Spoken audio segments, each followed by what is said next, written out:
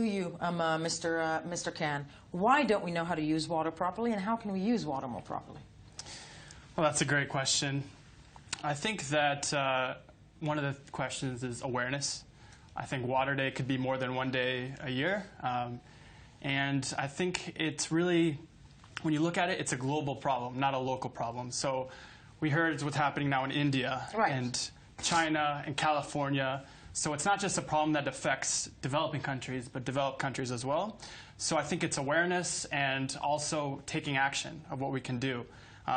Understanding our water footprint is really important. What is our water footprint? What does that mean? It's how much water you use daily, so how long a shower you take, and it's also thinking about it, like I said, from a global perspective. What would be the global perspective? Yeah. I mean, what would be it? Yeah.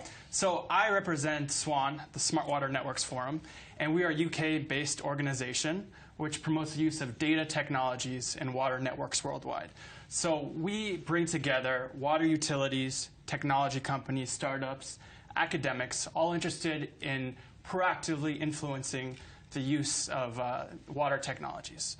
So really you can look at it from a multi-dimensional perspective, but I think one of the core issues is that cities aren't really using long-term planning. They're really focusing on... I think the world's not using long-term planning. Yeah, exactly. One can argue. Yeah. But if you want to hear a scary statistic, please. It comes from the UN, and that is in 2030... So which would be, hold on, 2030 is less than 15 years. Less than 15 years. It's 13. Exactly. It's 13 years from now. 40% of people that need water won't have access to it. So. And good morning to all. Yes. So yes. That's a scary statistic. No, it is a scary statistic. But I'm also optimistic at the same time because through SWAN we're seeing a lot more collaboration. I think. Like I said, it's a global problem. So a utility or a city from California can learn from a city in India, can learn from a city in Spain, and they're talking to each other. And what about Israel? Because there's actually great use of water, people would argue, in Israel, isn't there?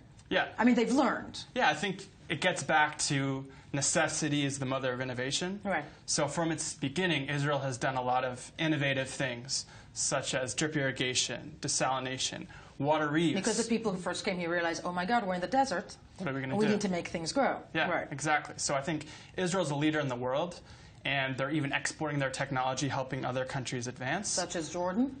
Such as Jordan, correct. I'm looking for regional cooperation. Yeah. Regional, there are some examples of that with Jordan and the Palestinian territories, and Israel signing some water agreements recently. And so there are examples of Middle Eastern countries looking to one another, facing this 13-year deadline. And Mr. Cahn, let me ask you this. Are you hopeful that we will change, we, the human race, I ask, when it comes to preserve? I mean, water is life. That's one thing that we know. Do you think that we'll make better use of it? I am very hopeful. I know you're hopeful. I'm hopeful. I mean, I come from a water background. I'm in the water industry. I'm talking to a lot of people from around the world. What's a water background? I studied that. Okay. You studied water. Yeah, I studied actually. That's major. I missed. You're coming from. Okay, no, I missed that. Okay. Yeah, I studied at basically like. And you're hopeful that we're going. I'm hopeful. I think for a few reasons. One is that I think people are talking to each other, and they're using these data-driven technologies, so they're becoming more efficient. They're managing their water quality problems. We're talking about wastewater, so solving problems before they occur, predicting them. Yes, you are clearly not a parent yet. Containing them. But, yes. No, listen, hopefulness is the only thing that moves us along in the short time that we have. No, we sadly, the Oscar music is on. But don't go